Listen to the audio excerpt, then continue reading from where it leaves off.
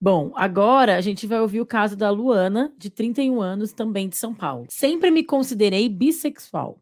Ao longo da vida tive relações com homens e mulheres, mas tenho uma tendência de comportamento. Namoro mulheres, mas quando estou solteira e querendo sexo casual, prefiro homens.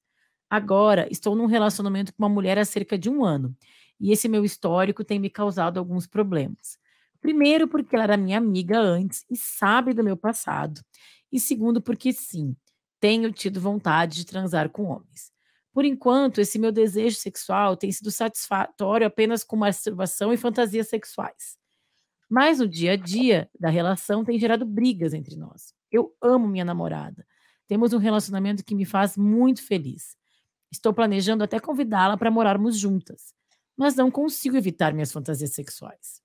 Ao mesmo tempo, me sinto uma sacana por estar prejudicando o meu relacionamento por causa disso. Como lidar, hein? Aqui eu já queria fazer uma pergunta que é sobre o desejo, que é isso que a gente estava falando antes do intervalo. Esse desejo precisa ser concretizado sempre? Se ela Claro que não. manter só no campo das ideias, vai gerar uma frustração muito grande? Como é que ela pode, assim, não dá para julgar isso? Uma frustração vai gerar. Se é muito grande ou não, não sabemos, só ela vai sentir. E aí ela vai ter que avaliar se ela é aquela tal daquela história, escolha o seu difícil, né. Essa fantasia da gente de que a gente vai realizar todos os desejos é uma fantasia infantil. Esquece isso, gente, ainda mais em relação. Acabou, não Num me vem com essa Delírio relacionamento, da né, história. porque o monogamia, né. Não me vem com essa na história, porque monogamia, não dá, exatamente, é. não dá. Então, assim, a primeira questão é, ela tá mais às vezes, ela está assustada que ela está fazendo a fantasia sexual dela é com outra pessoa e, portanto, isso parece uma infidelidade? Essa é a primeira pergunta, porque tem pessoas que, quando estão fazendo sexo com suas parcerias, ativam fantasias sexuais com outras pessoas, e isso é bastante comum, ou com a parceria e mais alguém, ou em outras situações X, e isso gera um desconforto, achando que isso não é legal, ou que é por Tô causa traindo disso em a pessoa pensamento. estou traindo, ou porque eu não tenho tesão na minha parceira. Então, eu Uhum. sugeriria que ela pensasse sobre isso. Eu tenho tesão na minha parceira, gosto de transar?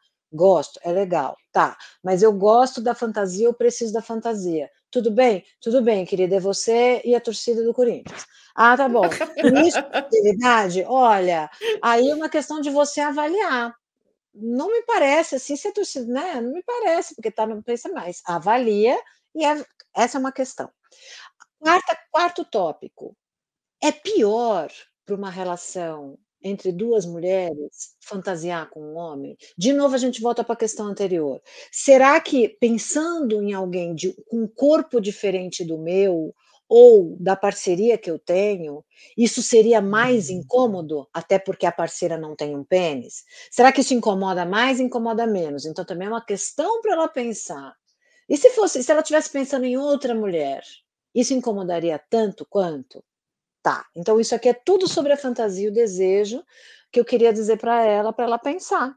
Mas falando que tá tudo bem, fantasia sexual serve para estimular o erotismo, não tem necessariamente a ver com a qualidade da sua relação atual. Ok. Agora bora para a segunda questão, que é assim, já vi acontecer com algumas pessoas de terem atração afetiva por um gênero e atração sexual por outro.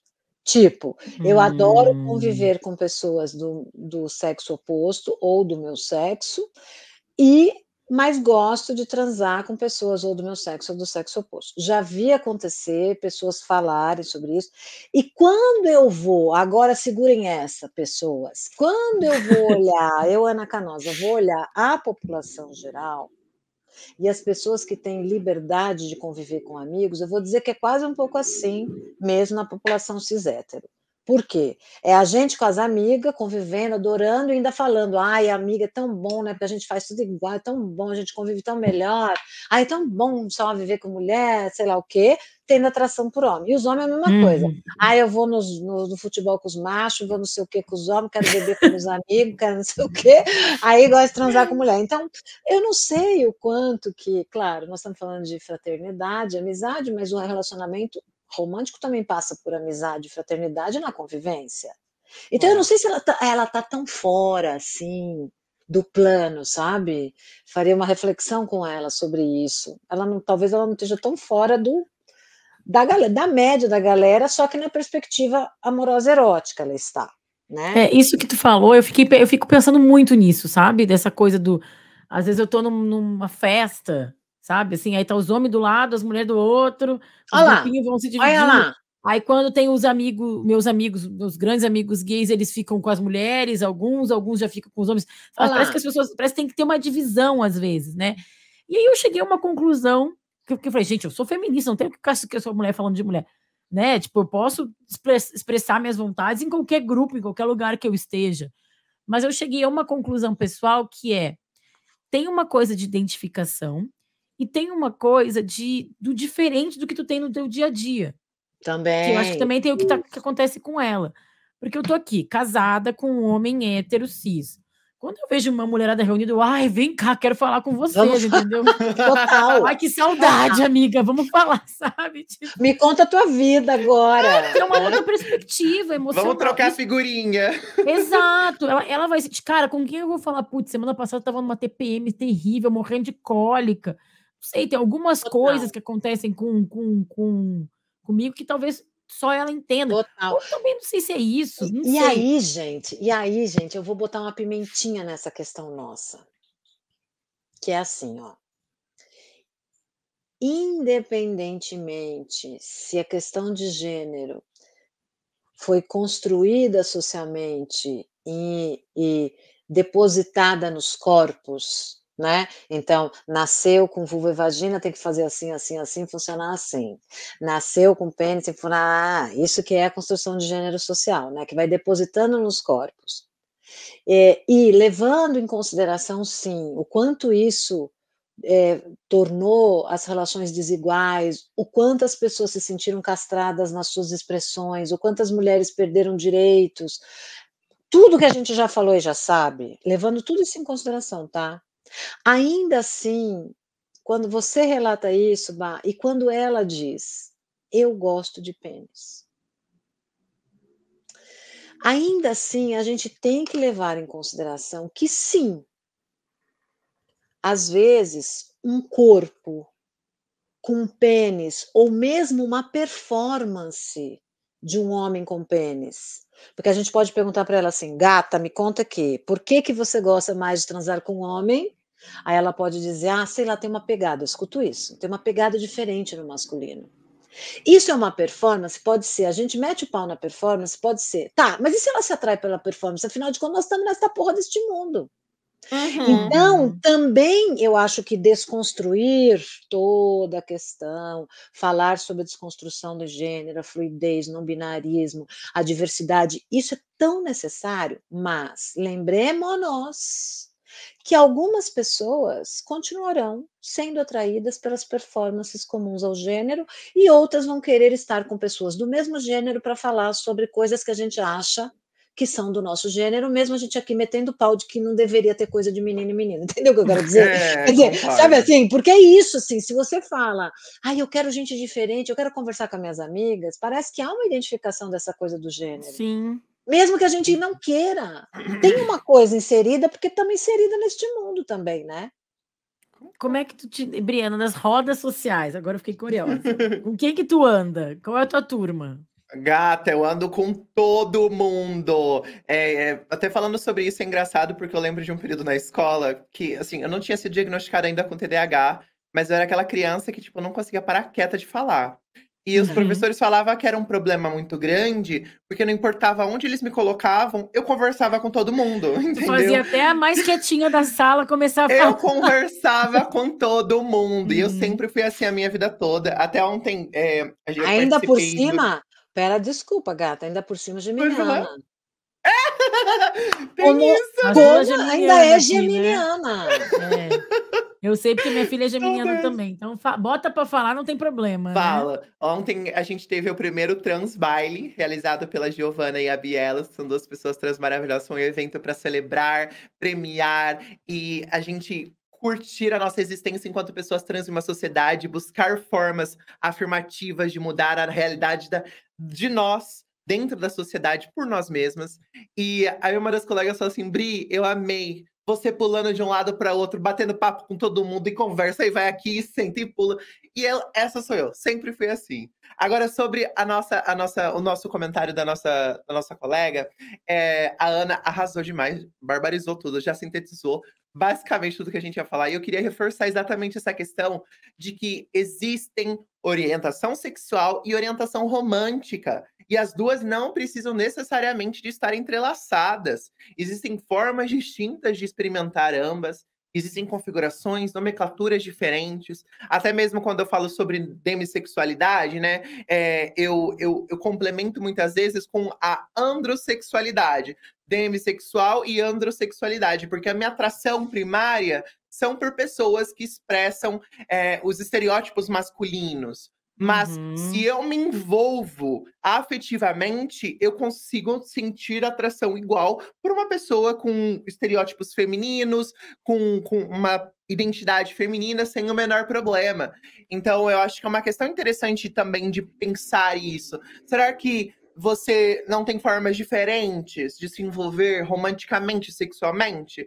E outra também, eu acho que é interessante refletir sobre esse autopunitivismo, sobre essa questão da monogamia, sabe? De um controle até mesmo da sua mente, de um controle dos seus pensamentos, porque eu acho que o desejo, essa questão de você sentir desejo, sentir vontade, é muito maior do que a gente.